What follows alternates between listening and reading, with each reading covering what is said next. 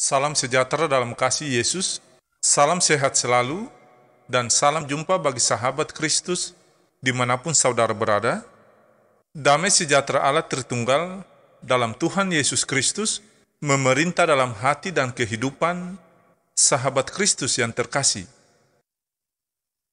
Keluarga yang diberkati dan dikasihi Tuhan, mari kita berdoa sebelum membaca firman Tuhan.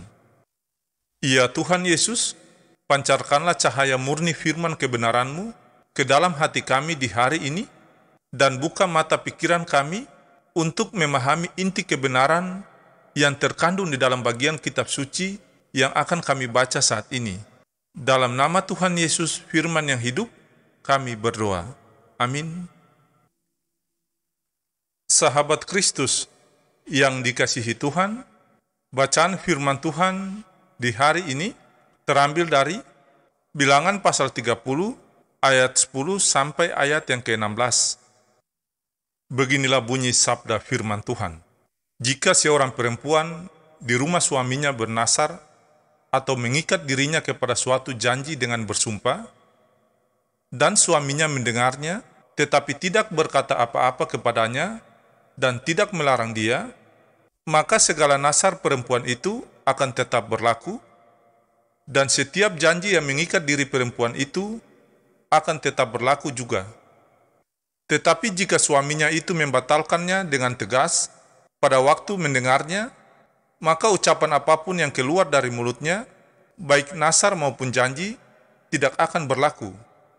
Suaminya telah membatalkannya, dan Tuhan akan mengampuni istrinya itu. Setiap nasar dan setiap janji sumpah perempuan itu untuk merendahkan diri dengan berpuasa dapat dinyatakan berlaku oleh suaminya atau dapat dibatalkan oleh suaminya. Tetapi apabila suaminya sama sekali tidak berkata apa-apa kepadanya dari hari ke hari, maka dengan demikian ia telah menyatakan berlaku segala nasar istrinya atau segala ikatan janji yang menjadi hutang istrinya. Ia telah menyatakannya berlaku karena ia tidak berkata apa-apa kepadanya pada waktu mendengarnya.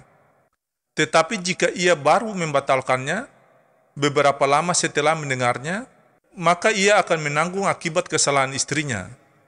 Itulah ketetapan-ketetapan yang diperintahkan Tuhan kepada Musa, yakni antara seorang suami dengan istrinya dan antara seorang ayah dengan anaknya perempuan pada waktu ia masih gadis di rumah ayahnya. Demikianlah sabda firman Tuhan di hari ini. Berbahagialah sahabat Kristus yang mendengarkan firman Allah dan menaatinya dalam seluruh kehidupan mereka. Amin.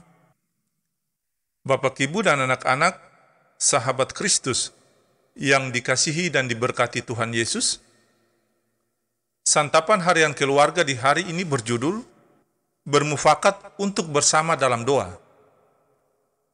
Sahabat Kristus yang diberkati, berjanji atau bersumpah kepada Tuhan merupakan suatu ikatan yang dibangun antara orang yang berjanji atau bersumpah dengan Tuhan, yang dalam Alkitab disebut bernasar.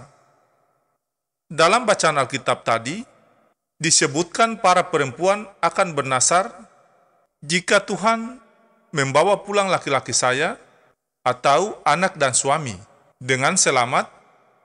Saya berjanji kepada Tuhan bahwa saya akan melakukan ini atau itu. Atau seorang anak perempuan bernasar, kalau Tuhan menyelamatkan ayah saya dari perang dan membawanya kembali dengan selamat, maka saya akan melakukan ini atau itu. Sahabat Kristus yang diberkati dan dikasihi Tuhan, ada beberapa hal yang dapat ditemukan, yaitu Tuhan memberikan hierarki atau urutan kepemimpinan kepada suami atau ayah pada posisi pertama dalam keluarga. Anak perempuan yang masih hidup satu rumah dengan ayahnya, maka nasarnya ditentukan oleh keputusan ayahnya. Jika ayahnya diam, berarti setuju. Jika ayah melarang, nasar itu tidak berlaku. Demikian juga para istri, jika suami berdiam saat istri bernasar, maka nasar itu berlaku. Namun jika suami melarang, maka nasar itu tidak berlaku. Dan jika perempuan itu tidak bersuami lagi, maka urutan hierarki keluarga ada pada dirinya sendiri. Oleh karena itu, saat dia bernasar, maka keputusannya langsung jadi, tidak ada yang dapat membatalkannya.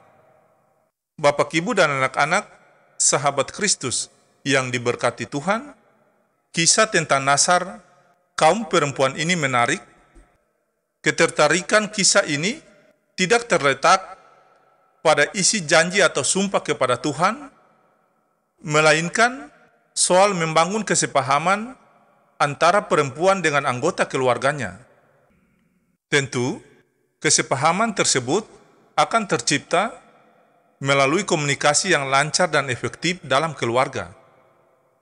Ada hal-hal yang perlu dipercakapkan antara perempuan dan anggota keluarganya sebelum mengambil keputusan untuk dibawa dalam doa berupa nasar. Mengapa harus dibicarakan dan diputuskan bersama sebelum didoakan dalam bentuk bernasar? Sebab ketika sudah dibawakan dalam bentuk bernasar kepada Tuhan, hal tersebut telah terikat sehingga harus ditepati. Meskipun keputusan final ada di tangan suami atau ayah yang adalah kepala keluarga, namun hal tersebut tidak serta-merta mengabaikan aspek komunikasi yang baik dan efektif antara anggota keluarga. Ya Tuhan, tolonglah keluarga kami untuk membangun komunikasi yang baik dan efektif dalam keluarga. Semoga Allah sumber damai sejahtera segera akan menghancurkan iblis di bawah kakimu. Kasih karunia Yesus Tuhan kita menyertai kamu, dan damai sejahtera Kristus memerintah dalam hati dan kehidupan sahabat Kristus yang terkasih. Amin.